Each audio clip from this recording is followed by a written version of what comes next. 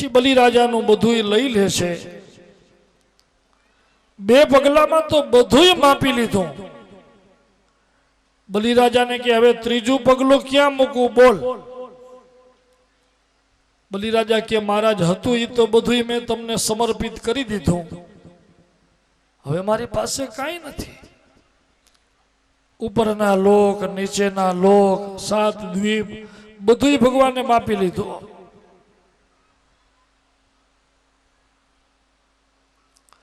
ભગવાન એની પરીક્ષા કરે છે કે જો મને તું પૂર્ણ ના આપવું હોય તો તું એમ કહી દે કે મહારાજ મને દાન નથી દેવું, તો હું તને પાછું દઈ દઉં।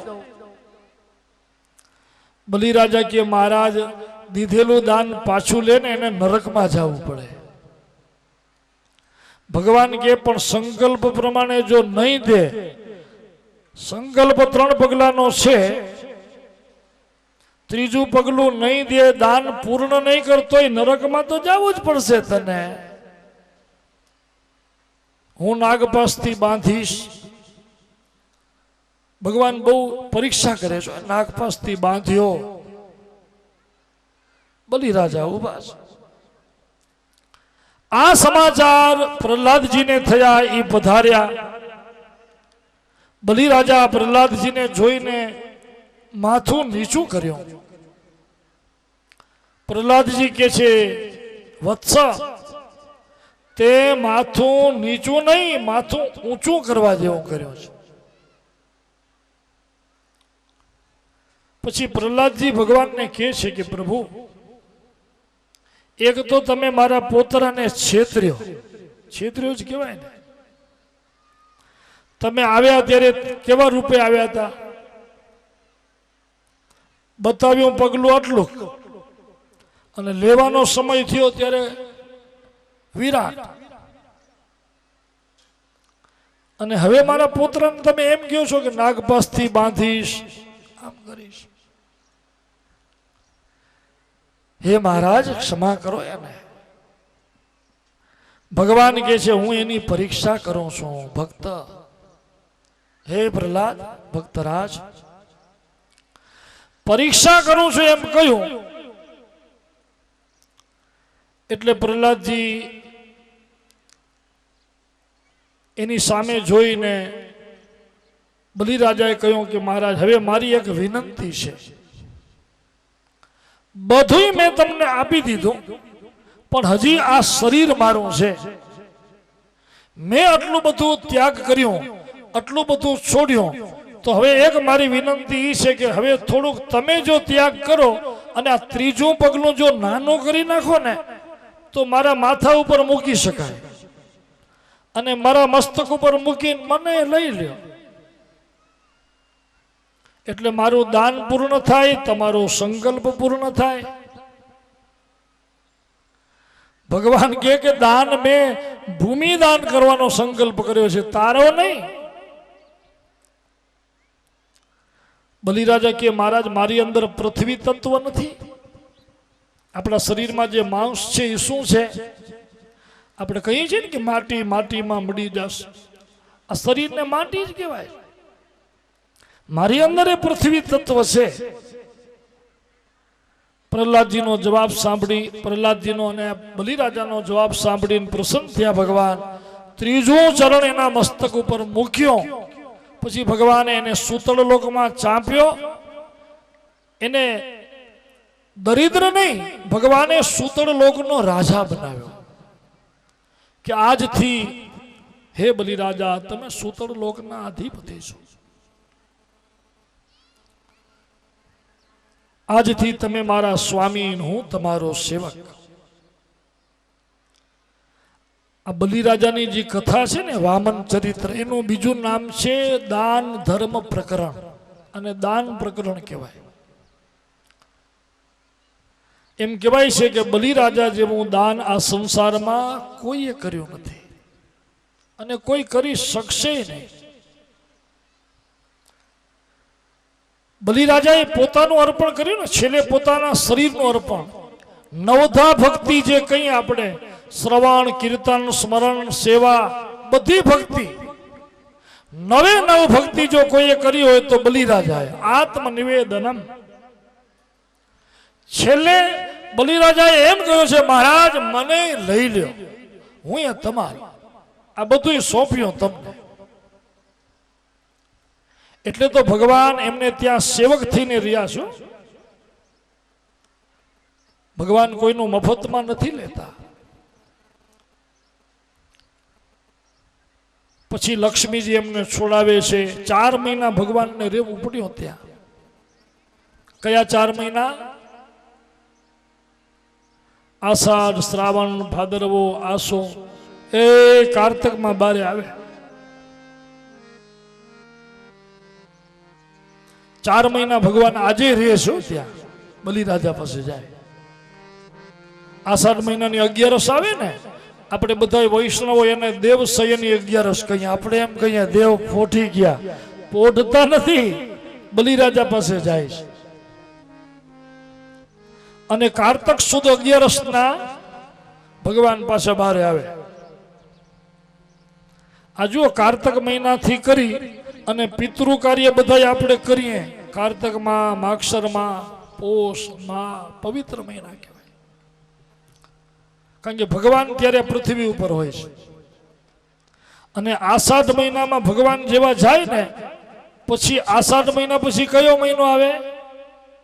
શ્રાવણ આવે.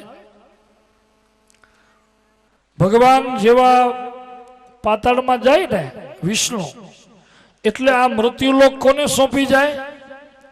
મહાદેવજીને સોંપી જાય કે હવે આ સંભાળજો બધાય. એટલે તો જો શ્રાવણ મહિનો બેસે ને બધાય ઓલા તાંબાના લોટા ઉઠકે પછી ધોતિયાજી મૂકી દીધા હોય કબાટમાં, એ બધાય બારે કાઢે કે હાલો શ્રાવણ મહિનો આવશે. અને એવા ભજે મહાદેવને. શ્રાવણ મહિનામાં તમે જુઓ તો લાઈનમાં ઊભું પડે એમ, એવડા મહાદેવને દૂધ ચડે. આ શ્રાવણ મહિનામાં એટલે ભજીએ છીએ આપણે. મહાદેવજી પૃથ્વી ઉપર હોય છે. બહુ ભક્તિ, ભગવાનની ભક્તિ તો બધાય મહિનામાં થાય, પણ શ્રાવણ મહિનો પ્રિય એટલે છે કે મહાદેવજી બારે પધારે છે. પછી જેવો શ્રાવણ મહિનો પૂરો થાય એટલે કયો આવે? ભાદરવો આવે. ગણપતિ બાપા, પછી બધા કરે ગણપતિ બાપા મોરિયા, મહાદેવના દીકરા. પછી ભાદરવામાં બધા એને ભજે. અને જેવો ભાદરવો પૂરો થાય એટલે કોણ આવે? મામ પાયો ભગવતી ભવ દુઃખ કાપો.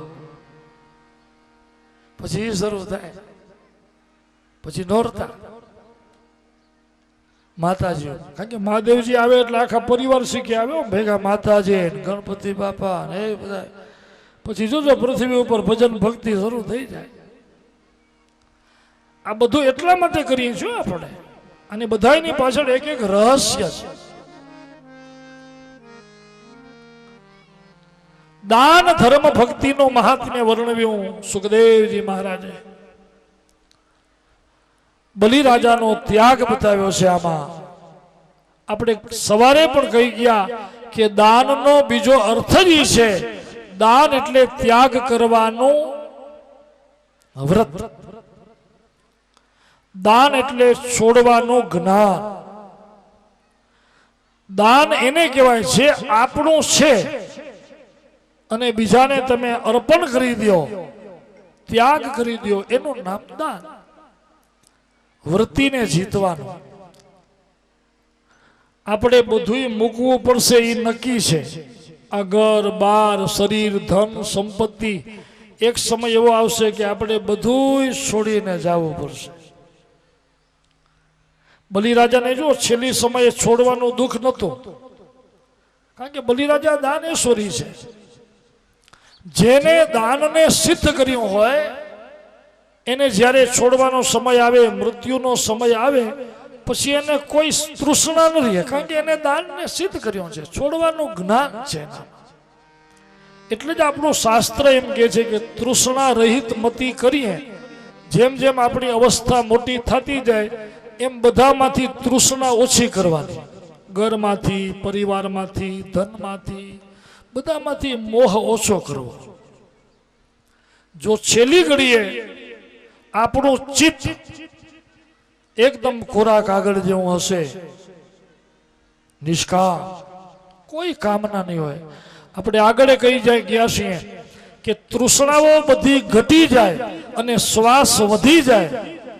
શ્વાસ આપણા રહી ગયા હોય બાકી, તૃષ્ણાઓ એના પહેલા જો શાંત થઈ ગઈ તો મુક્તિ, અને શ્વાસ ઘટી જાય તૃષ્ણાઓ રહી જાય તો મૃત્યુ. બલી મહારાજે સિદ્ધ કર્યું. એ કથા આપણે વર્ણવી, દાન ધર્મની કથા 8મા સ્કંદમાં ઈ છે. 8મો સ્કંદ ભગવાનના ચરણમાં સમર્પિત. 9મો સ્કંદ, જે 9મા સ્કંદમાં 2 વંશની કથા છે, સૂર્યવંશ અને ચંદ્રવંશ. પરીક્ષિત રાજા મન્વંતરોની કથા, ભગવાનના અવતાર લીલાઓની કથા સાંભળી પાવન થયા. હવે રાજા પૂછે છે, મન્વંતરાણી સર્વાણી ત્વયોક્તાની શ્રુતાની મે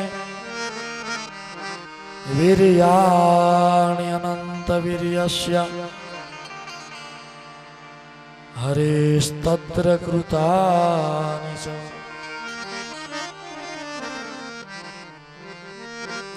હે મહારાજ, મને અવતાર કથાઓ તો વર્ણવી તમે,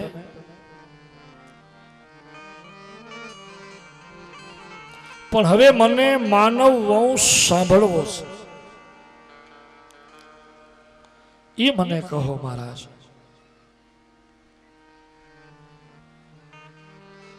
સુખદેવજીએ કહ્યું કે રાજન, માનવ વંશ બહુ વિસ્તાર વાળો છે, એ કેવું શક્ય નથી.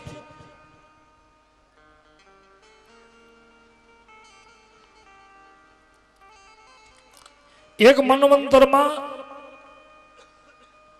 કેટલું બધું જાય ખબર છે? 3જા સ્કંદમાં વર્ણન છે કે 4 યુગને તમે ભેગા કરો ને, સત્ય, ત્રેતા, દ્વાપર અને કલી, એને ચોકડી કહેવાય, એક ચોકડી. એવી 71 ચોકડી જ્યારે નીકળે, વ્યતીત થાય, એને એક મન્વંતર કહેવાય. 71 ચોકડીનો બોલો. હવે એમાં કેટલા રાજાઓ થયા, એના દીકરાઓ થયા, એ ગણી શકાય. અને એવા 14 મન્વંતર.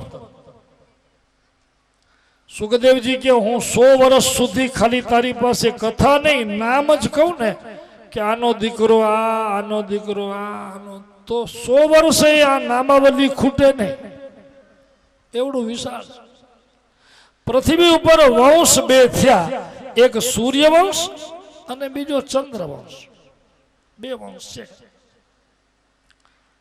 આ 2 વંશની કથા કહું એટલે બધું આવી જાય.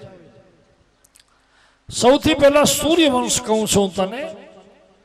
આદિ નારાયણ ભગવાન એની નાભી કમલમાંથી બ્રહ્મા, બ્રહ્માના મનથી મરીચી, મરીચીના કશ્યપ, અને કશ્યપને અદિતિમાં 12 સૂર્યનારાયણ થયા.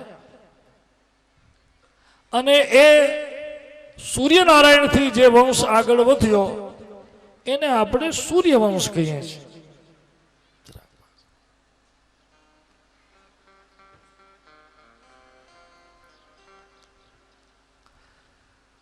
સૂર્યથી થયો એ સૂર્યવંશ. અને એ સૂર્યવંશમાં અનેક રાજાઓ થયા. ઇક્ષ્વાકુ, નૃગ, સર્યાતિ, ધૃષ્ટ, કરુષક, નરિષ્યત, પ્રસરદ્ર, નભ, કવિ, નભગના નાભાગ થયા, નાભાગના અંબરીશ થયા. સરિયાતી એની સુકન્યા જે ચ્યવન ઋષિને પરણાવ્યા. અંબરીશના 3 દીકરા થયા, વિરૂપ, કેતુમાન અને શંભુ. એના વંશમાં બૃહદશ્વ થયા. તેના દૃઢાશ્વ નામના પુત્ર થયા. દૃઢાશ્વના હર્યશ્વ નામના પુત્ર થયા. એના યુવનાશ્વ થયા. યુવનાશ્વના માંધાતા નામે દીકરા થયા. માંધાતા સસબિંદુની બિંદુમતી નામની કન્યાને પરણ્યા છે. એને 50 કન્યાઓ થયા હતા, જે સૌભરી ઋષિને પરણાવ્યા. એના વંશમાં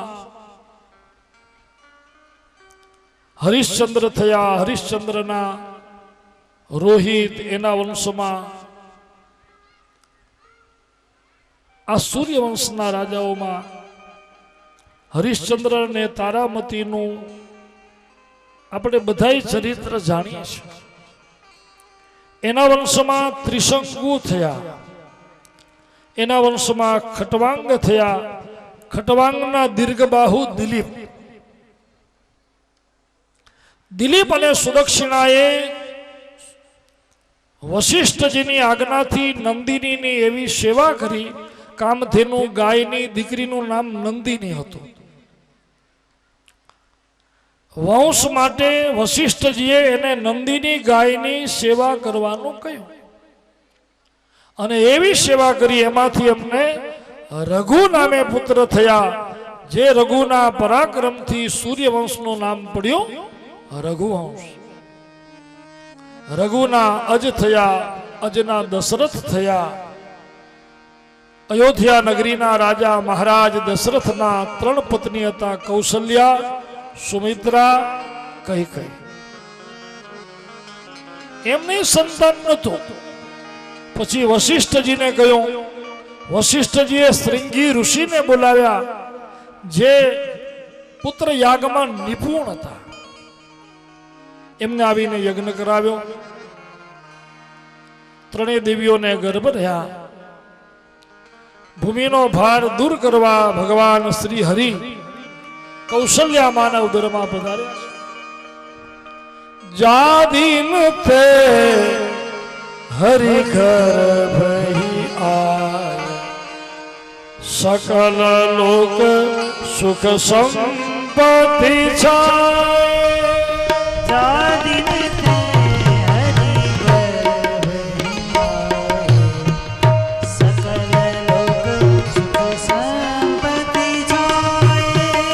મંદિરમાં સદરાજ હીરાની, મંદિરમાં સદરાજ હીરાની, શોભા સિંધુ તેજ કી ખાની.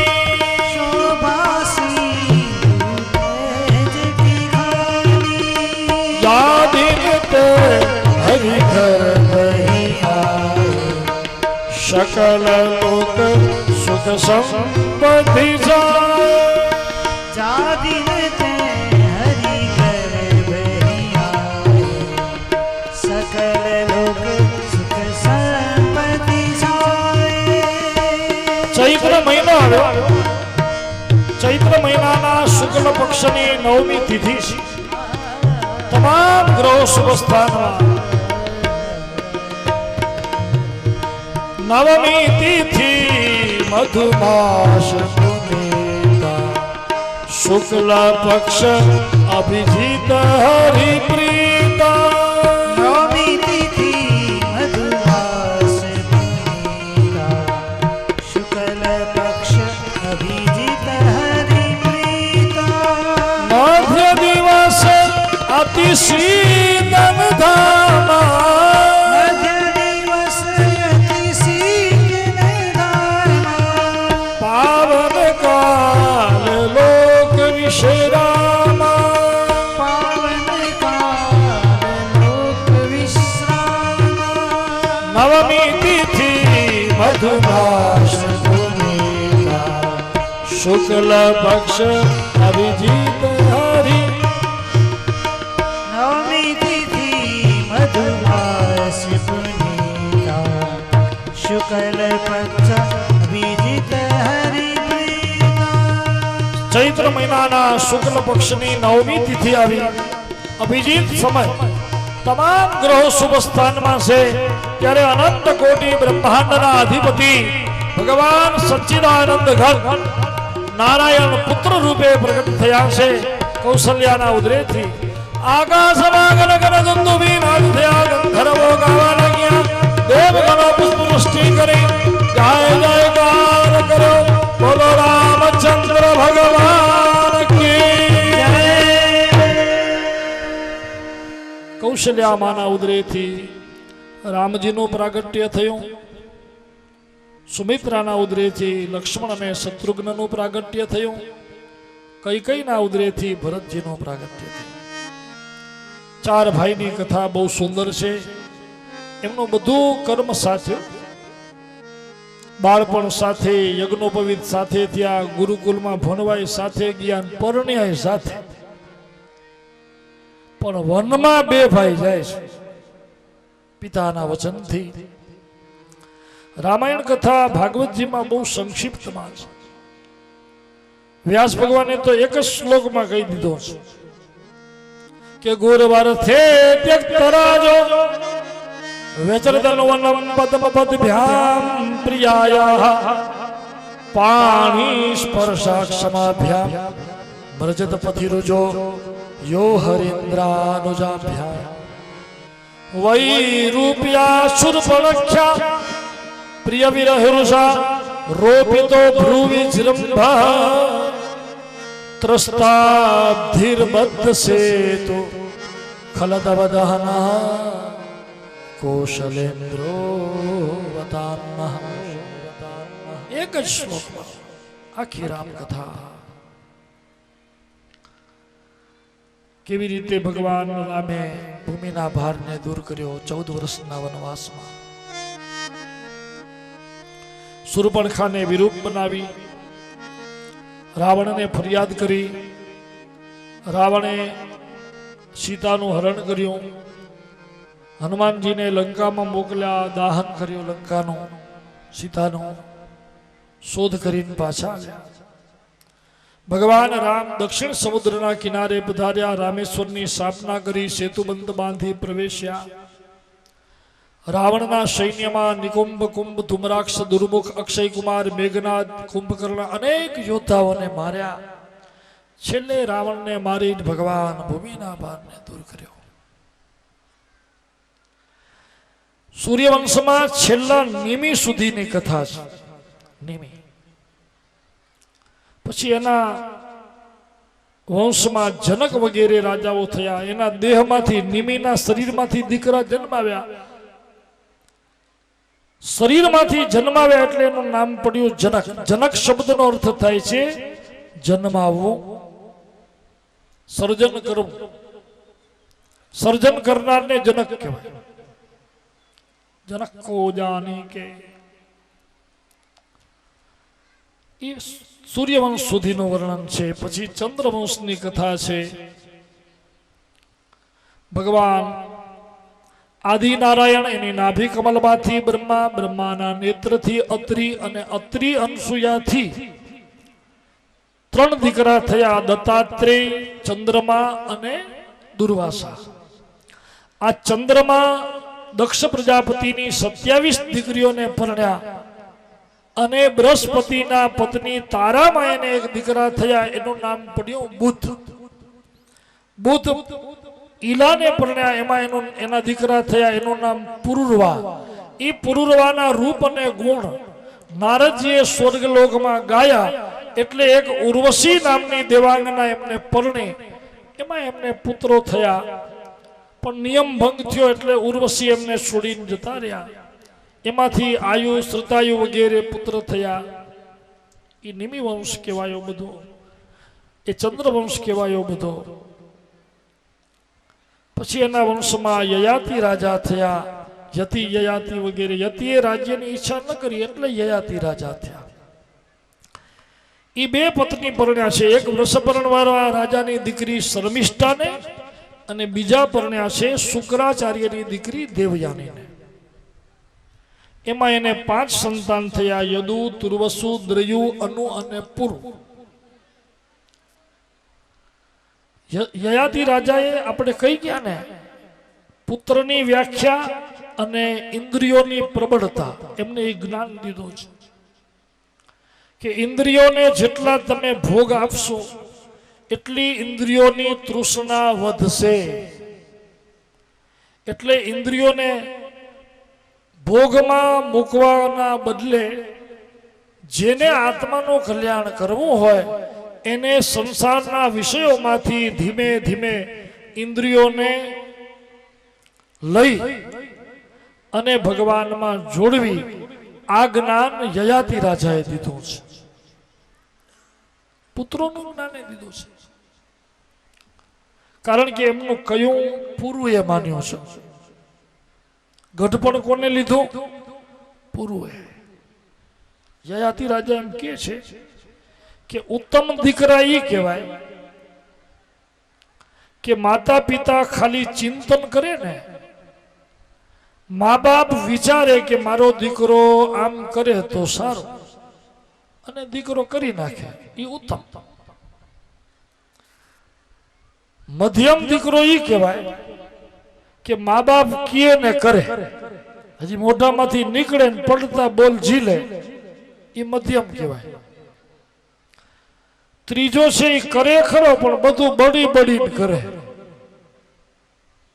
કંટાળી કંટાળીને કરે, એ અધમ દીકરો કહેવાય. અને ચોથા કયું જ ન કરે, ઓલા રાડું પાડતા હોય ને આ જાણે સાંભળતોય નથી, એમ ધરાર ન કરે. તો શાસ્ત્ર એમ કે છે કે એ દીકરો જ નથી, એ માતા પિતાના મળ સમાન છે, ત્યાગ છે. આ વ્યાખ્યા યયાતિ રાજાએ કરી છે. જગતને બોધ આપ્યો. સૌથી મોટા દીકરા એના યદુ, જે યદુકુળમાં ભગવાન પ્રગટ થયા, એ યદુકુળમાં અનેક રાજાઓ યદુવંશીઓ થયા, જેમાં વસુદેવજી, દેવક અને ઉગ્રસેન બે ભાઈઓ, એ દેવકના 4 દીકરા અને 7 દીકરી, એ 7 દીકરી વસુદેવ પરણ્યા છે. ઉગ્રસેનના 8 દીકરા કંસ, ન્યગ્રોધ, કંક, સુહુ, રાષ્ટ્રપાલ, સૃષ્ટિ, તુષ્ટિમાન, આ બધા 5 દીકરી હતી એની. કંસા, કંસવતી, સુરભુ, રાષ્ટ્રપાલિકા, આ બધી. દેવક રાજા સિવાય પણ વસુદેવ કન્યાઓ પરણ્યા હતા. એ બધાયમાં સંતાનો થયા, એ દેવક રાજાની દીકરીઓમાં પણ, અન્ય પત્નીઓમાં પણ. પણ વસુદેવ દેવકીને પરણ્યા, એમાં એમને 8 દીકરા અને 1 દીકરી થયા. કીર્તિમંત, સુસેન, ભદ્રસેન, ઉદારધી, રુજુ, સંવર્ધન, 7માં શંકરસણ અને 8માં હરિ. 1 દીકરી થયા હોય એમને, સુભદ્રા, જે તમારા દાદીમાં થાય. ભૂમિનો ભાર જ્યારે બહુ વધ્યો ત્યારે ભગવાન પૃથ્વી ઉપર અવતરણ કર્યું. વસુદેવ દેવકીથી કંસના કારાગૃહમાં, ત્યાંથી ભગવાન વ્રજને વિશે પધાર્યા, ગોકુળને વિશે. ત્યાં ભગવાને ગોકુળ લીલા કરી, વ્રજ લીલા કરી, મથુરા લીલા કરી, વત્સપાલ લીલા કરી, ગોપાલ લીલા કરી, દ્વારિકા લીલા કરી. આ બધું કરીને ભગવાને ભૂમિનો ભાર દૂર કર્યો. આ બધી કથા 9મા સ્કંદમાં આપણે વર્ણવી. 9મો સ્કંદ ભગવાનના ચરણમાં સમર્પિત. ભાગવતે મહાપુરાણે 9મ સ્કંદે સૂર્ય સોમ વંશાનુવર્ણને 4વિંશોऽધ્યાય. બોલો રામ કૃષ્ણ ભગવાન કી, બોલો રામ કૃષ્ણ ભગવાન કી.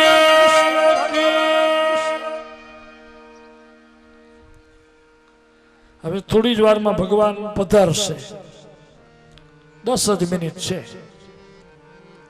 પણ એના પહેલા ખાસ સૂચના દઈ દઉં આ બહેનોને તો ખાસ,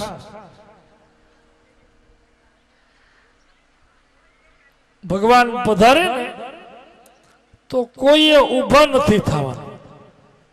ભગવાન પધારશે, અહીંયા આપણે રાસોત્સવ કરશું, નંદ મહોત્સવ કરશું, તો બધાય બેઠા બેઠા તમે આ બધું નિહાળજો, ભાવથી, પ્રેમથી, એવી રીતે દર્શન કરજો.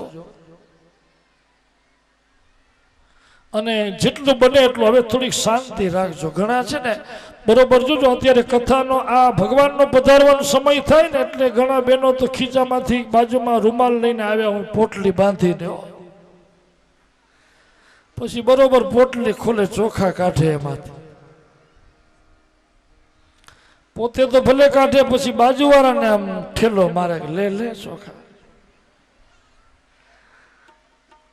એવી ગડબડ શરૂ થાય એમાં, એટલે તમે એ ચિંતા મૂકી દેજો. તમે તમારે ચોખા નહીં ઉડાડો તો કઈ વાંધો નથી, તમે તમારે જય બોલજો ખાલી, અને એટલી શાંતિ રાખજો. થોડી વારમાં ભગવાન પધારશે અને ઊભા ન થાજો કોઈ પણ, અને જેટલી બને એટલી આવ જાઓ. હમણાં 10 મિનિટમાં આપણે 6 વાગે ભગવાન પધારશે, બરોબર, ચિંતા ન કરો. આજે મોડું નહીં કર્યું, તમને ગાયો તમારી વાત નહીં જોઈ, પણ આટલી વાર શાંતિ રાખજો. હવે 10મા સ્કંદનો આપણે આરંભ કરીએ છીએ. શ્રી પરમાત્મને નમઃ.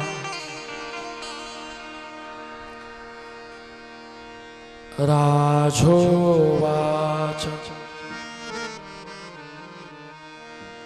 કથિતો વંશ વિસ્તારો ભવતા સોમ સૂર્યયો રાગનામ ચોભયવંશ્યાનામ ચરિતમ પરમાદ્ભુતમ.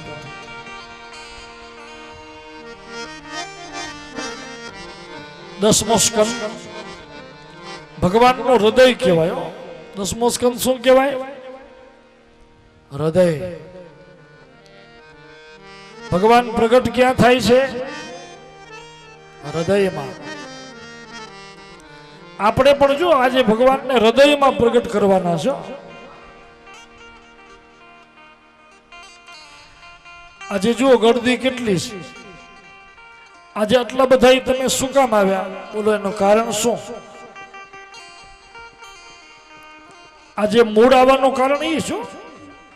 ખાલી નંદ ઘેર આનંદ ભયો કરવા નહીં.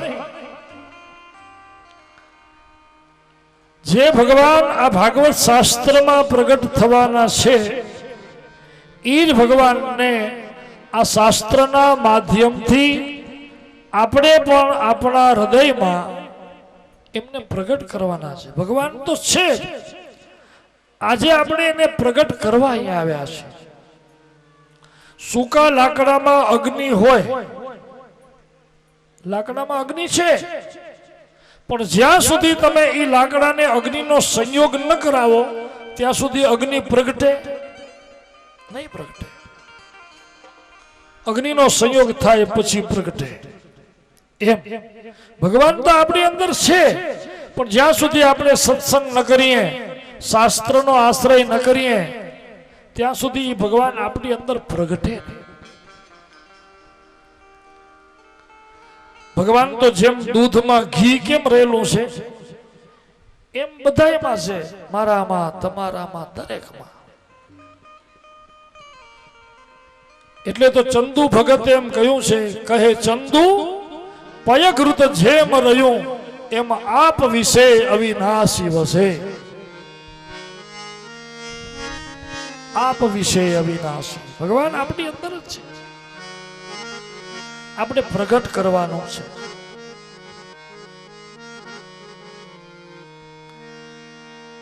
કથિતો વંશ વિસ્તારો પરીક્ષિત રાજાએ કહ્યું, ગુરુદેવ તમે મને વંશ વિસ્તાર કયો,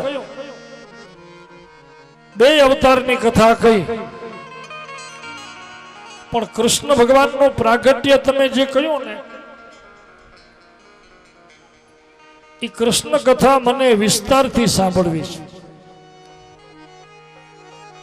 કારણ હું જ્યારે મારી માના ઉદરમાં હતો ને, ઉત્તરાના ગર્ભમાં, ત્યારે મારી રક્ષા શ્રી કૃષ્ણએ કરી છે. મારા વડવા પાંડવોની રક્ષા કૃષ્ણએ કરી. તો મને કૃષ્ણ ભગવાનના અવતાર હેતુથી બધી કથા વિસ્તારથી સાંભળવી છે મહારાજ. ત્યારે સૂતજી કે છે, સાંભળો, ત્રીજો દ્વાપર યુગ આવ્યો ને પાપ બહુ વધ્યું ને, કંસ જેવા, જરાસંધ જેવા, નરકાસુર જેવા દ્વિવિધ અનેક એવા પાપી રાજાઓ થયા. પૃથ્વીથી ભાર સહન ન થયો. પૃથ્વી ગાયનું રૂપ લઈ બ્રહ્માને શરણે ગયા. બ્રહ્મા પૃથ્વી ગાયને લઈ દેવતાઓને લઈ હરિના શરણે ગયા. ત્યારે હરિ અભયંકરી વાણી કરીને કહ્યું કે હે બ્રહ્મા, હવે આ ભૂમિના ભારને દૂર કરવા હું જ અવતાર લઈશ, હું જ પ્રગટ થઈશ. મારું પ્રાગટ્ય યદુકુળમાં થશે. વસુદેવ દેવકીને ત્યાં કંસના કારાગૃહમાં અવતાર ત્યાં લઈશ, પણ બાલ લીલા મારે ત્યાં કરવી છે, ગોકુળમાં, વ્રજમાં. બહુ ધ્યાન દેજો. ભગવાને બ્રહ્માને એમ કહ્યું છું કે જેટલા જેટલા તપસ્વી ઋષિઓ ને ઋષિ પત્નીઓ છે ને, જેને મારી સાથે લીલા કરવી છે, એ બધા ઋષિ અને ઋષિ પત્નીઓને ગોકુળમાં ગોપ ગોપી તરીકે જન્મ આપો, વ્રજમાં. એટલે આ ઘુવાડિયાને જે ગોપીઓ હતા એ કોઈ સામાન્ય જીવ નથી. પૂર્વ જન્મના મોટા મોટા બ્રહ્મવેતા, વેદવેતા, શાસ્ત્રવેતા, વિદુષીઓ હતી આ ગોપીઓ. ભગવાને કહ્યું હતું એમને, બ્રહ્માને, એ બધાને ત્યાં જન્મ આપજો, કારણ કે મારે એમની સાથે રહેવું છે. હું અવતાર લઈને ત્યાં જઈશ અને ભૂમિના ભારને દૂર કરીશ. ભગવાને વચન આપ્યું. સૌ પોતપોતાના લોકમાં ગયા. હમણાં જ આપણે કહી ગયા કે દેવક રાજાએ એક એક કરીને 7 દીકરી વસુદેવને પરણાવ્યા. દેવકીને જ્યારે વિદાય દેતા હતા ને, કંસ વળાવા જાય છે, રથમાં બેઠો, અને આકાશવાણી થઈ કે પ્રતિ પ્રગ્રહિણો કંસ આભાસ્યાઃ શરીરવા અસ્યાસ્ત્વામ અષ્ટમો ગર્ભો હંતાયામ વહસે બુધા. હે બુધા, જે બેનને વણાવી રહ્યો છો, આકાશવાણી કહે છે કે મંદ એના જ 8મા પુત્રથી, 8મા સંતાનથી તારું મૃત્યુ થશે. અને જ્યાં મૃત્યુનું સાંભળ્યું, કંસ દેવકીને મારવા ઉતરી પડ્યો, તલવાર ખેંચી લીધી, મારી જ નાખો. પણ વસુદેવે હાથ પકડ્યો કે ભાઈ, હજી તો હમણાં લગ્ન થયા છે, હાથમાં મીંડળ બાંધેલા છે, અને બેનની તમે હત્યા કરશો. આકાશવાણી એમ કહ્યું છે, દેવકીનો 8મો ગર્ભ તમારો કાળ થશે. એમ તો નથી કહ્યું ને દેવકી તમારો કાળ થશે. હું વચન આપું છું, દેવકીથી જેટલા દીકરા થશે બધાય તમને આપી દઈશ, તમે એને મારો. પછી પાપી કંસ ચાલ્યો જાય છે. વસુદેવ દેવકીને લઈને જાય છે. પ્રથમ દીકરો થયો, કંસને દેવાઈ ગયા. કંસ કે છે આ નહીં, 8મો દેજો. આકાશવાણી 8મો કયો છે. વસુદેવ દીકરો લઈને પાછો આવ્યા, દેવકીને કહે છે, દેવકી રાજી થયા, જોયું ગમે એમ તો એ મારો ભાઈ છે, મામા કોઈ દી મારે? વસુદેવજી કે બહુ હરખ કરવા જેવો નથી, મામે મામે ફેર હોય બાપા. બધા મામા મામાનું કેટલાક નામ બગાડી નાખ્યું. તમે જોજો, શકુની મામા, કૌંસ મામા, કૌંસ મામા.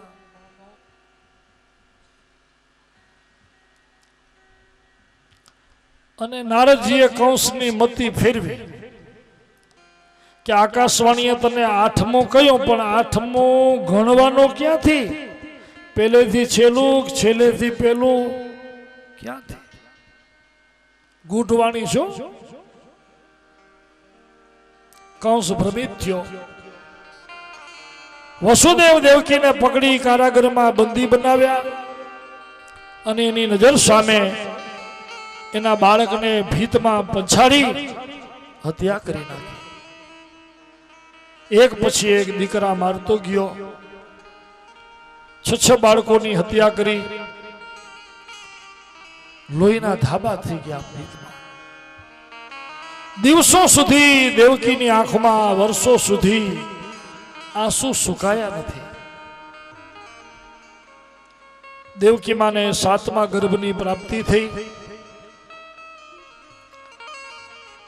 ભગવાન નારાયણે યોગ માયાને બોલાવ્યા કે હે માયા, અત્યારે દેવકી માના ઉદરમાં જે બાળક છે ને એ સંકર્ષણ છે. મેં બ્રહ્માને કહ્યું હતું કે આ વખતે સંકર્ષણ મારા મોટા ભાઈ થઈને આવશે. ત્રેતા યુગમાં એ નાના ભાઈ હતા, એને મારી સેવા કરીશ. આ અવતારમાં હું સેવા કરીશ. હવે એ આવશે. એ જ્યારે આવે ને ત્યારે હે માયા, તમારે એને એમના ગર્ભમાંથી લઈ દેવકી માના અને વસુદેવના બારે જે પત્ની છે ને રોહિણી, અહીંયાથી એનું આકર્ષણ કરી સંકર્ષણનું અને રોહિણીના ઉદરમાં પધરાવી દેજો. અને હું જ્યારે દેવકીના 8મા ગર્ભમાં પધારું, અવતરણ કરું, ત્યારે તમારે ગોકુળમાં નંદ પત્ની યશોદાના ઉદરે કન્યા રૂપે પધારવાનું છે. હું ત્યાં જઈશ, એ અહીંયા આવશે. તમારે અહીંયા આવવાનું. અને તમે અહીંયા આવી જાઓ કારાગૃહમાં, પછી તમે મુક્ત. આટલું મારું કામ કરશો તો ભગવાન કહે છે કે હે યોગ માયા, આ પૃથ્વી ઉપર તમારા ઉત્સવો થશે. ચંડિકા, ભદ્રા, કુમુદા, કાલિકા, અનેક તમારા નામ થશે. આટલું કામ કરો. ભગવાને આજ્ઞા આપી. દેવકી માના 7મા ગર્ભનું આકર્ષણ કરી યોગ માયાએ રોહિણીના ઉદરમાં પધરાવ્યું. બાળક જન્મ્યો. ગુપ્ત દૂતોએ કંસને ખબર ન પડે એમ જેલમાં સમાચાર મોકલ્યા કે તમારા બારે જે પત્ની રોહિણી છે એને દીકરા જન્મ્યા છે, શું કરશો? કંસે કહ્યું, કંસને ખબર ન પડે એવી રીતે વસુદેવજીએ કહ્યું કે આ દીકરાને ને મારા પત્ની બેને અત્યારે ને અત્યારે, રાત્રે ને રાત્રે ગોકુળ મોકલાવી દો મારા મિત્ર નંદને ત્યાં. કોઈને ખબર ન પડે, નહીતર આ પાપી એને મારશે. વસુદેવે આજ્ઞા કરી. રોહિણીને ગાડામાં બેસાડી બાળકની સાથે ગુપ્ત દૂતો કોઈને ખબર ન પડે એવી રીતે એને ગોકુળમાં પધરાઈ આવ્યા. વિશ્વાસ જુઓ કેટલો છે મિત્ર ઉપર. એટલે તો શાસ્ત્ર એમ કે છે કે કેટલું એવી વાતો હોય છે કે મિત્ર જે સુખ આપે એ પત્ની કરતા ઘણીવાર અધિક હોય છે. મિત્રની પરીક્ષા સંકટમાં થાય ને, સારા દિવસોમાં તો બધા મિત્ર થવા તૈયાર થાય. ધીરજ ધર્મ મિત્ર અરુ નારી, આપતકાલ પરખિયા સારી. મોકલાવી દીધા. હવે દેવકી માને 8મા ગર્ભની પ્રાપ્તિ થઈ છે.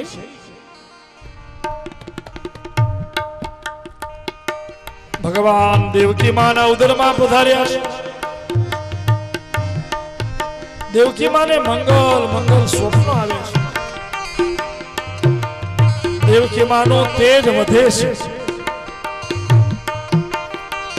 બાળક માના ઉદરમાં આવે ને તો તેજ વધે. ગર્ભવતી સ્ત્રીનું તેજ બહુ વધે છે. શું કામ? બાળકનું તેજ મામાં ભળે. પણ અહીંયા ભગવાન શ્રી હરિ સ્વયં દેવકી માના ઉદરમાં પધાર્યા. એટલો તેજ.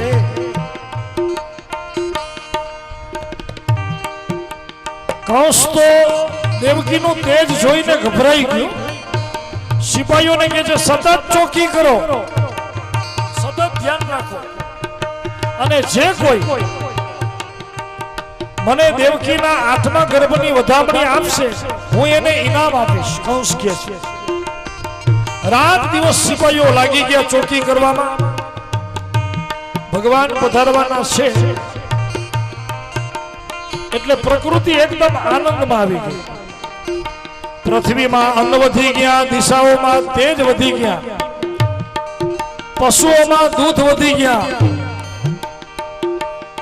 બધું પ્રસન્ન, વૃક્ષોમાં ફળફૂલ વધી ગયા. ભગવાન પધારવાના છે. એ પૃથ્વીમાં આનંદ આનંદ વર્તાવા લાગ્યા.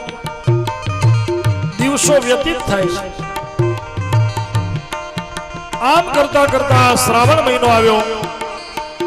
શ્રાવણ મહિનાના કૃષ્ણ પક્ષની તિથિઓ જવા લાગી. દેવતાઓ બધા ગર્ભ સ્તુતિ કરવા ભગવાન પધારવાના છે ને. દેવતાઓ ગર્ભ સ્તુતિ કરવા આવ્યા છે. બ્રહ્મા શિવ બ્રહ્મા ભવશ્ચ તત્રૈવ મુનિભિર નારદાદિભિ. મોટા મોટા ઋષિઓ નારદ વગેરે દેવતાઓ ભગવાનની સ્તુતિ કરે છે. સત્યવ્રતમ સત્યપરમ ત્રિસત્યમ સત્યસ્ય યોનિ નિહિતમ ચ સત્ય સત્યસ્ય સત્યામૃત સત્ય નેત્રમ સત્યાત્મકમ ત્વામ શરણમ પ્રપન્નાઃ. હે ભગવાન, આપ સત્ય રૂપ છો. ત્રણેય કાળ સત્યથી પર, સત્યાત્મક. બ્રહ્માદિ દેવતાઓ ગર્ભ સ્તુતિ કરે છે. હે નિરાકાર, સાકાર થયા છો તમે, હવે આ પૃથ્વી ઉપર જલ્દી પધારો. હે નિર્ગુણ, સગુણ થઈને પધારો, ભૂમિના ભારને દૂર કરો.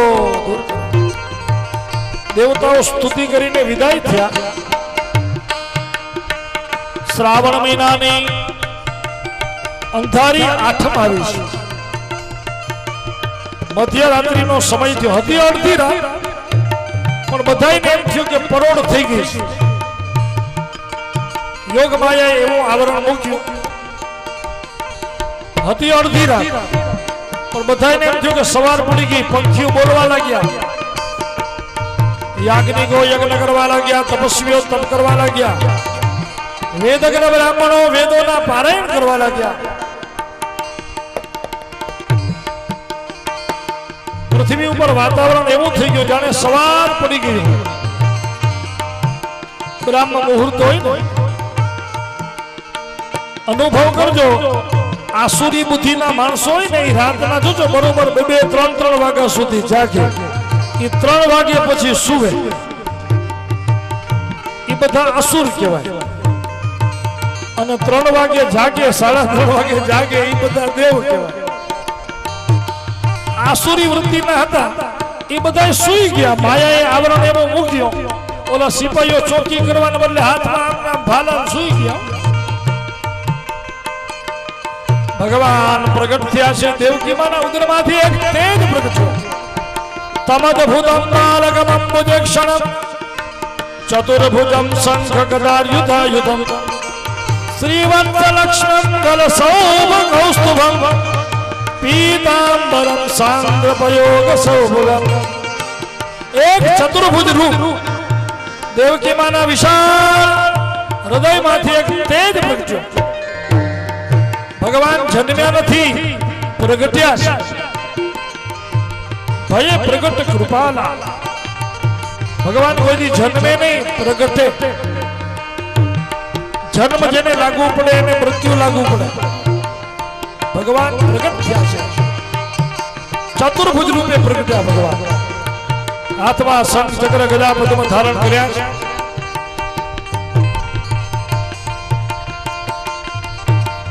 દેવકી માં દર્શન કરે છે જય થાવ ભગવાન દેવકી માને કહે છે કે હું તમારે ત્યાં અવતર્યો વસુદેવ દેવકી બે જણા સ્તુતિ કરે છે દંડવત કરે છે બહુ સુંદર વાત કરે છે કે મહારાજ આજે અમે ધન્ય થયા અમારું જીવન સફળ થયું અમારા નેત્ર સફળ થયા આપના દર્શન થયા ભગવાન કહે છે આ મારો અવતાર પહેલો નથી તમારા ઘરે તમે પ્રશ્ની અને સુતપા હતા ને ત્યારે હું પ્રશ્ની ગર્ભ રૂપે તમારે ત્યાં અવતર્યો હતો તમે કશ્યપ અને અદિતિ થયા ત્યારે હું તમારે ત્યાં વામન રૂપે અવતર્યો અને અત્યારે મારો આ ત્રીજો અવતાર છે તમારે ત્યાં ત્રીજો અવતાર છે અત્યારે તમે વસુદેવ દેવકી દેવ છો હું તમારે ત્યાં પ્રગટ્યો તમે પ્રસન્ન છો ને દેવકી માં કે પ્રભુ અત્યારે તો તમે દેવ જેવા છો દેવ થઈને પધારે દેવ થઈને નહીં દીકરા થઈને આવે ચાર ભુજા વાળા નહીં બે ભુજા વાળા મને દીકરા જોઈએ હથિયાર વાળા નહીં હથિયાર વગર ના જોઈએ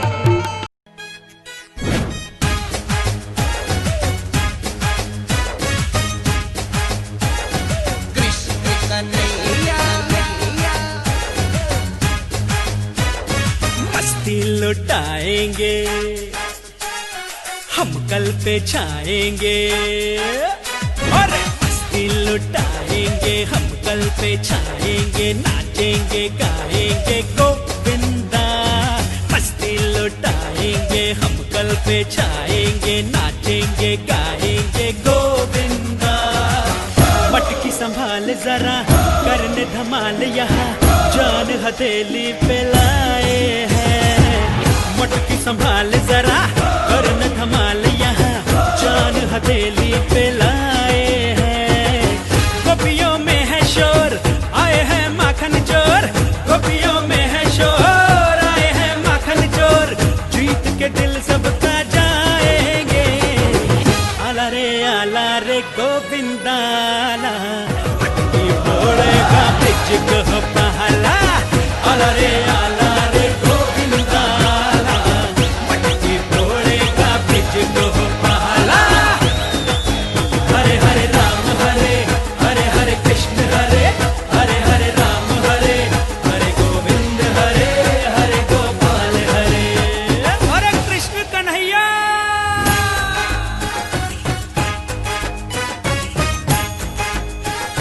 कृष्ण कन्हैया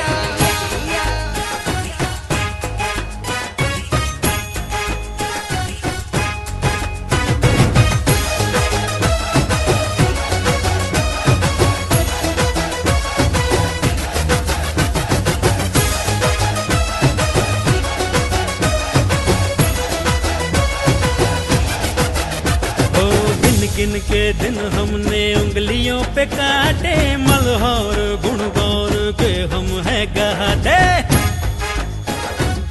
हो डोर इन सांसों की तुझसे जुड़ी है बन के हवा में पतंग उड़ जाए मचा है भीड़ भड़ाका मचा है धूम धड़ाका सड़कों पे शोर शराबा जय हो नंद के लाला गोपियों में है शोर आए हैं माखन चोर गोपियों में है शोर आए हैं माखन चोर जीत के दिल सबका जाएंगे आला रे गोविंदाला मटकी फोड़ेगा ब्रिज को पहला आला रे गोविंदाला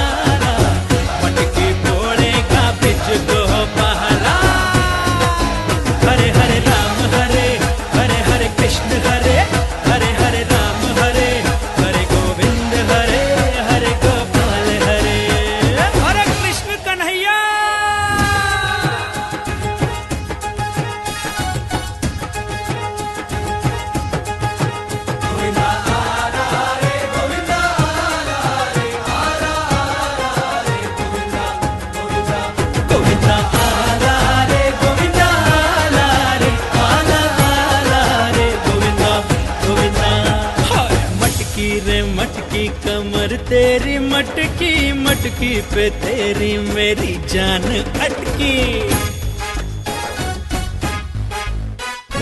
अचके रे मचके रे हिचको ले खाए लाखों दीवानों के दिल लुट जाए छत से गोपियां झांकी आए हैं बिच के बाके रहना बच के बचा के ले जाए होश उड़ा के गोपियों में है शोर आए हैं माखन चोर गोपियों में है शोर आए हैं माखन चोर जीत के दिल सबका जाएंगे आला रे गोविंदा पटके भोले का तुझको पाला आला रे गोविंदा पटके भोले का ब्रिज को पाला हरे हरे राम हरे हरे हरे कृष्ण हरे हरे हरे राम हरे हरे गोविंद हरे हरे गोपाल हरे कृष्ण कन्हैया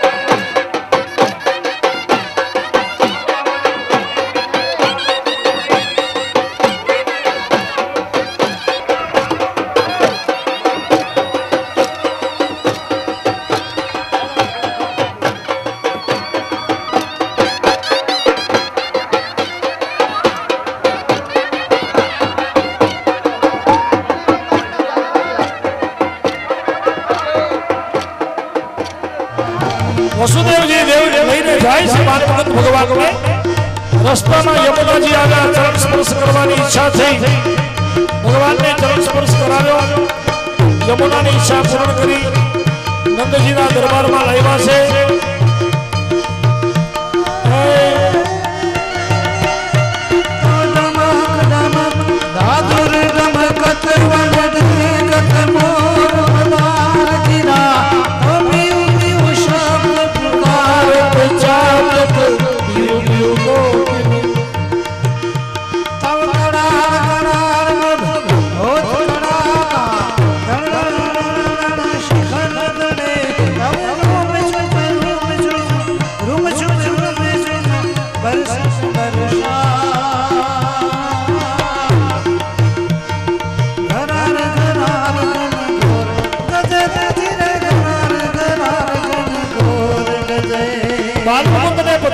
કન્યાને લઈ વસુદેવજી પાછા આવ્યા છે પૂર્વવત બધા બંધનો બંધાઈ ગયા કન્યા આવીને રડી જેવી કન્યા રડી એટલે બધાને ખબર પડી કે કાંઈક થયું બહુ ધ્યાન દેજો આ માયા છે માયા રડ્યા એટલે બધાને ખબર પડી માયા આવી બધાને ખબર પડી કે માયા આવી આજે તમે જોજો માયા આવે એટલે બધાને ખબર પડે माया आवे એટલે પાડોશીને ખબર પડે માયા આવે એટલે સગા સંબંધીને ખબર પડે ભગવાન આવે તો કોઈને જલ્દી ખબર નહીં પડે પણ માયા આવશે તો બધાને ખબર પડે રંગ રૂપ બદલી જાય હાલવું ચાલવું બદલી જાય પહેરવું ઓઢવું બદલી જાય એટલે ખબર પડે કે માયા આવી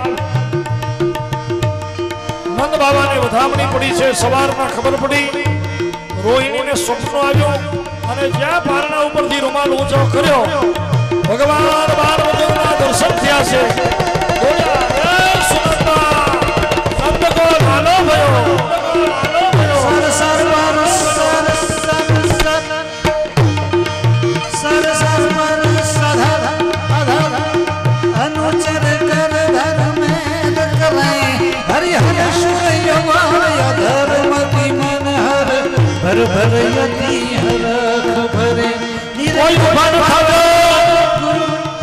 મુકુટ કવર નમે ઘનરા ફરાર ફરાર ફર ઘૂંઘર રંગ ભર સુંદર શ્યામ રમે ચિરે રંગ ભર સુંદર શ્યામ એ રમે સુનંદાજીએ નંદજીને વધામણી દીધી, "હે ભૈયા, ભૈયા, ભૈયા, ભૈયા." ગોપીઓને ખબર પડી, નવા નવા સાજ સજાવી બધા નીકળ્યા છે, હાથમાં વાજિંત્રો, કોઈ હાથમાં માખણ, કોઈ દહીં દૂધ લઈને ઉમટ્યા બધા. ब्रज की माला ब्रज की ब्रज की ब्रज की ब्रज की ब्रज की माला रूप रसाला बहुत बेहाला बनवाला जागी के ज्वाला विपद विशाला दीन दयाला नंद लाला आए नहीं आला कृष्ण कृपाला बंसी वाला बनवारी कानड़े सुखकारी मित्र मुरारी गए विसारी गिरधारी गए विसारी गिरधारी આકાશના દેવતાઓને ખબર પડી ભગવાન બાલમુકુંદના પધારવાનો, ઈ પણ ઉત્સવ કરવા લાગ્યા, વાજિંત્રો વાગવા લાગ્યા. એ એકબીજાને માથું ઉડાડે છે, ગોવાળિયા ગોપીઓ જય જયકાર કરે છે. આખા ગોકુળમાં આનંદ, આકાશમાં અલગ અલગ ઋતુની નાદ થયા, ગરબો ગાવા લાગ્યા. દેવગણોની સૃષ્ટિ કરી જય જયકાર કર્યો. બોલો બાલમુકુંદ ભગવાન આનંદ કેરા આનંદ થયો જય કનૈયા. નંદ ઘેરા નંદ ભયો જય કનૈયા ગુલાલ ગુલાલ ન ઉડાડજો, ગુલાલ ન ઉડાડજો. નંદ ભયો જય કનૈયા લાલ કી જય કનૈયા લાલ કી જય કનૈયા લાલ કી, જય કનૈયા લાલ કી. જય કનૈયા લાલ ગુલાલ ન ઉડાડજો, ગુલાલ ન ઉડાડજો. જય કનૈયા લાલ કી જય કનૈયા લાલ કી જય કનૈયા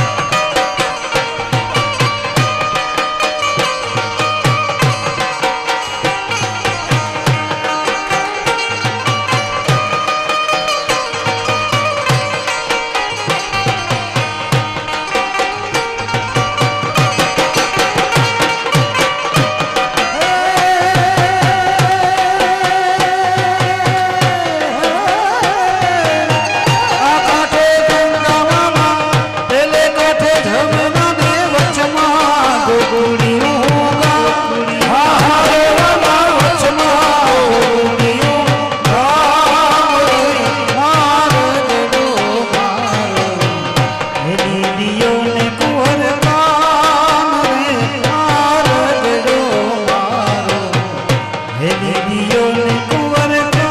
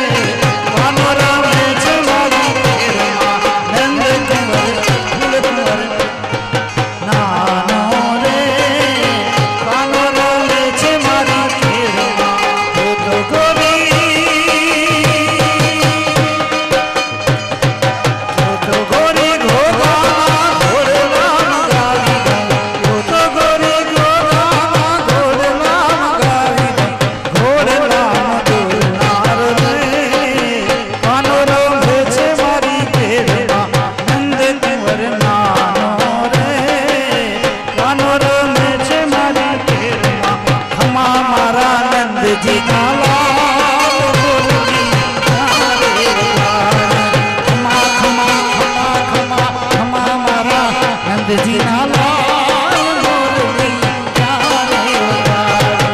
મોરે સુતીથી મારા શયન ભવનમાં, મોરે સુતીથી મારા શયન ભવનમાં, સાંભળ્યો મોરલીનો સાદ મોરલી ક્યારે વગાડે.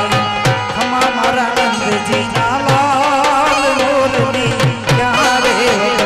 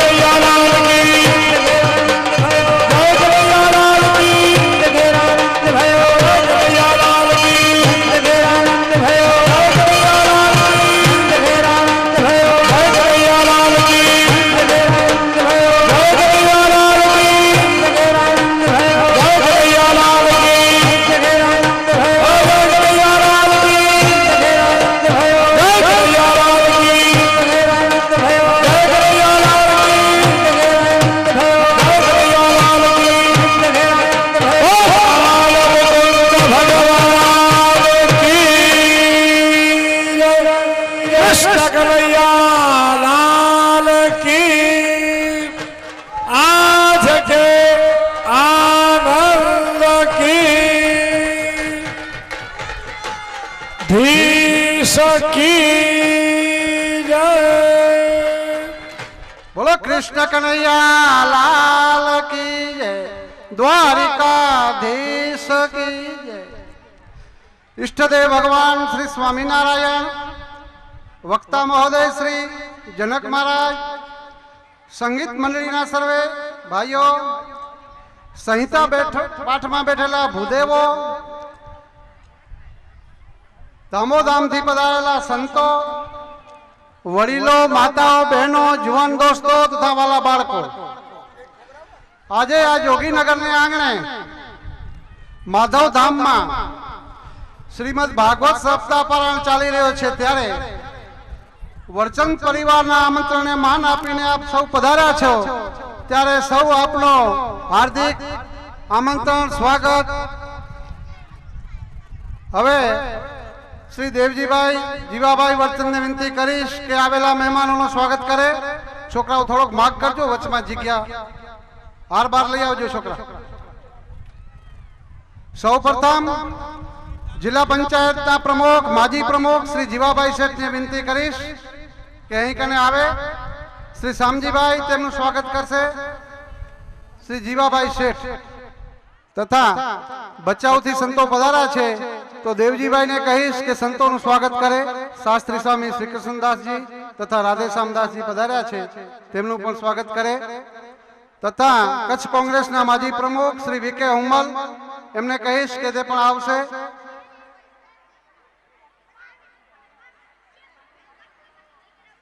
कच्छ आहिर युवक मंडल ना प्रमुख भाई श्री त्रिकमभाई ने विनती करीश के ते पण आवशे।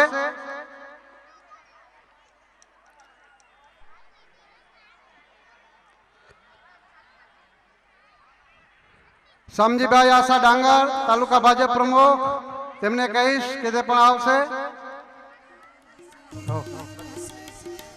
शामजीभाई भूरा बक्षीपंच सेल प्रमुख कच्छ जिला, तेमने कहीश ते पण आवशे। तथा मादेवाभाई मेमा सापेला सरपंच श्री, तेमने कहीश ते पण अहीं कने आवशे।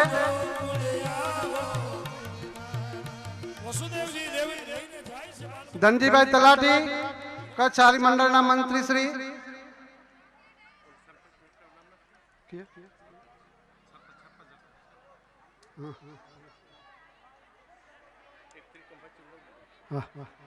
गोपालभाई माता माजी प्रमुख श्री भाजप,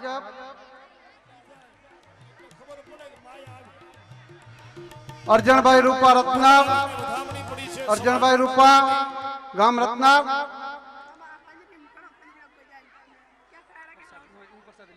आप प्रसाद लीधा कोई जाए नहीं पंजरी नो, अने महाप्रसाद पण लईने जजो। यजमान परिवार वती आपने खास खास आमंत्रण छे। भरतसिंह भीखुबा जाडेजा गाम खोखरा थी आव्या छे, तेमने कहीश ते पण आवशे। श्री भरतसिंह भीखुबा जाडेजा तथा महेंद्र सिंह जाडेजा गाम शारदानगर, तेमने कहीश ते पण पधारशे।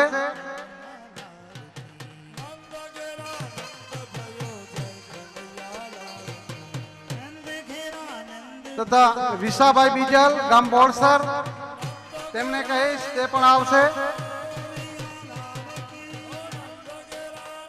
रणछोड़भाई वासणभाई आहेर सरपंच श्री रत्नाल, तेमने कहीश ते पण पधारशे।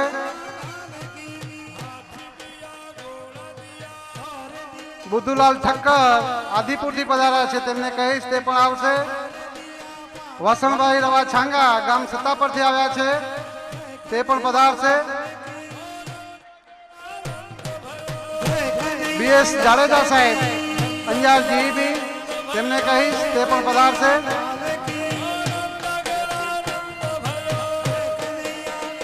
शंभुभाई लखू जरू एपीएमसी चेयरमेन भोज, तेमने कहीश ते पण पधारशे। गोपालभाई रामजी गांधीधाम नगरपालिका सभ्यश्री, रणछोड़भाई राणा धरमपुर भगत, तेने कहीश ते पण पधारशे। लक्ष्मणभाई देवकंठ, तेमने कहीश ते पण आवशे गाम हबाई। हरिभाई अंजार धनाधन, तेने कहीश ते पण પધારશે આલાભાઈ જીવા પટેલ ગામ બાંડિયારી હાલે અંજાર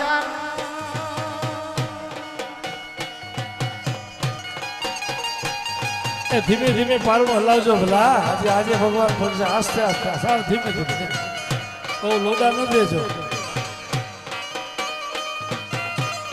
એકદમ ધીમે ખાલી જરાક સહજ રામજીભાઈ રણધીર પ્રમુખ કિસાન સંઘ અંજાર તાલુકો ગામ સાપેરા તેમને કહીશ તે પણ આવશે દુદાભાઈ વાસણ સુગારિયાથી પધાર્યા છે તેમને કહીશ તે પણ પધારશે એપીએમસીના ચેરમેન છે અંજાર સુરેશભાઈ સોની અંજારથી પધાર્યા છે તેમને કહીશ તે પણ પધારશે સુરેશભાઈ સોની હા રસોડો ચાલુ છે તો દરેક ભક્તોને યજમાન પરિવાર વતી વિનંતી કે રસોડે જમવા માટે પધારે શંભુભાઈ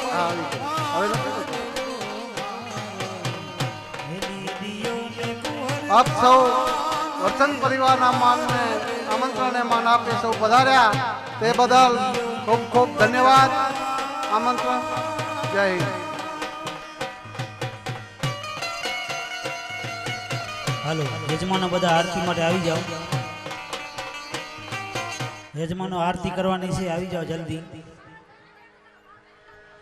तुम बंसी बजाओ नंदलाला मैं आरती करने आया हूँ तुम बंसी बजाओ नंदलाला मैं आरती करने आया मेरे हाथ में ताली पूजा की प्रभु तिलक लगाने आया हूँ मेरे हाथ में थाली पूजा की प्रभु तिलक लगाने आया तुम प्रेम से तिलक लगा लो रे मैं आरती करने आया हूँ प्रेम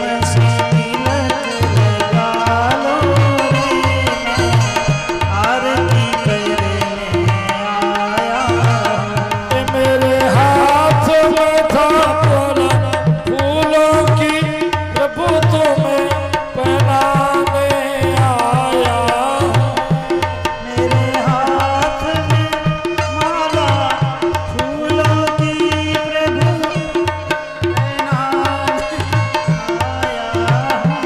तुम प्रेम से पहनो नंदलाला मैं आरती करने आया तुम प्रेम से कहनो नंदलाला मैं आरती करने आया ये मेरे हाथ में थाली गोवन की प्रभु तुम्हें खिलाने आया हूँ मेरे हाथ में थाली भोजन की प्रभु तुम्हें खिलाने आया हूँ तुम प्रेम से पाओ नंदलाला मैं आरती करने आया तुम प्रेम से पालो नंदलाला मैं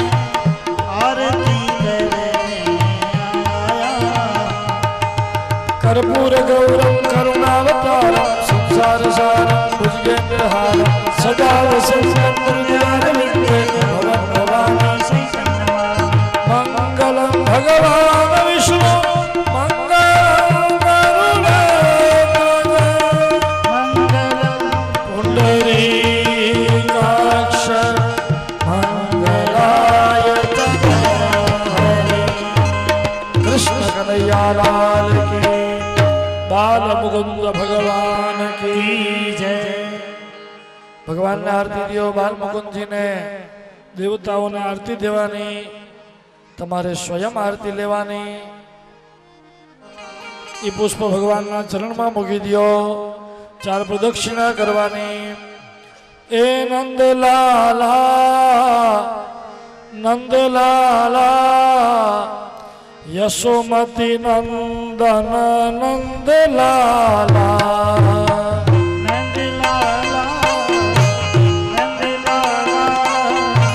યશોમતી નંદન નંદલાલા ઓ નંદલાલા નંદલાલા યશોમતી નંદન નંદલાલા નંદલાલા નંદલાલા યશોમતી નંદન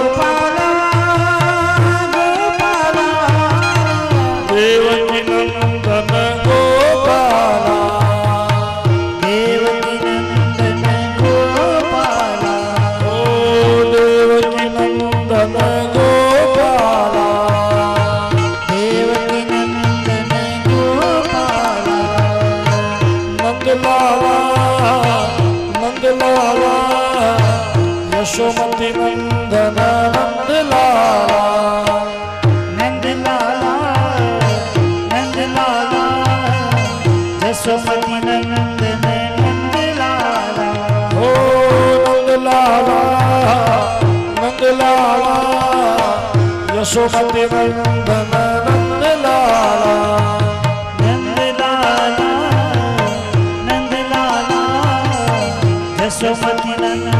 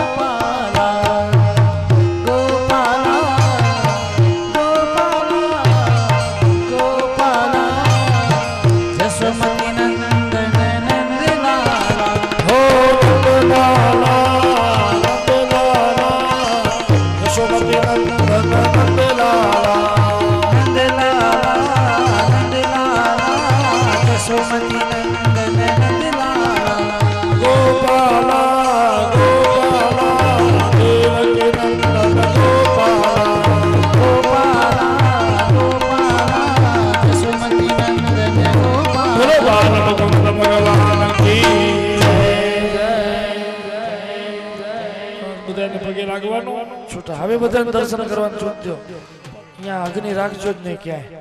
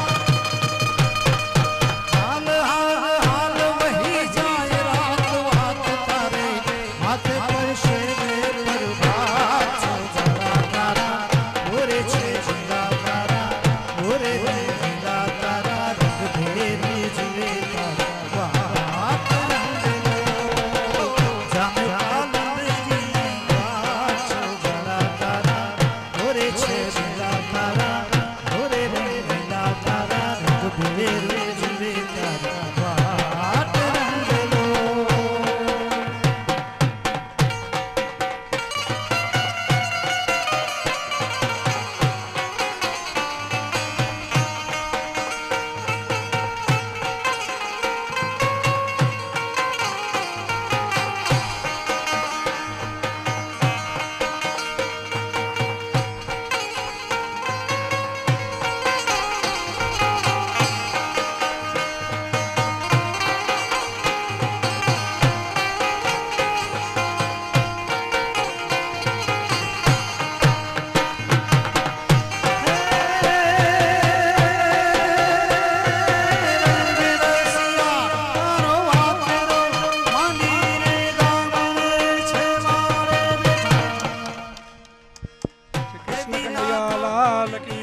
દરેક ભક્તોને નમ્ર વિનંતી કે રસોડે મહાપ્રસાદ લીધા વગર કોઈ પણ મહેમાન જાય નહીં.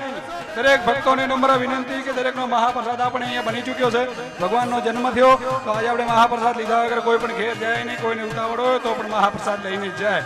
શ્રી કૃષ્ણ કનૈયા લાલ કી જય. વીરા ગોકુળની ગોકુળીએ તારે હાથું તો કામ બધા મેં આહે થા. હે તને વજશે તારી જશોદા